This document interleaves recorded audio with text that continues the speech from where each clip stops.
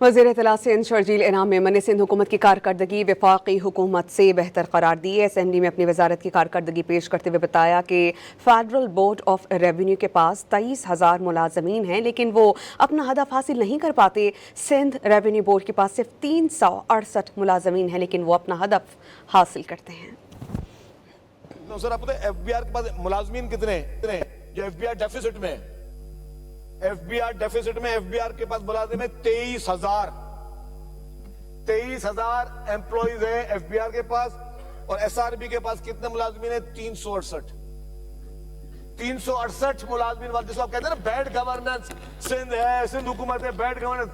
368 मुलाजमीन वाला अपने targets achieve कर रहा है, और 23,000 वाला जिसके जिम्मेदारी सबसे बड़ी है इस मुल्क में इन हालात पे पहुंचाने में, एफबीआर, वो 23,000 वाले में अपना टारगेट अचीव नहीं कर सकता। तो आप माने कि सिंध हुकूमत काम कर रही है।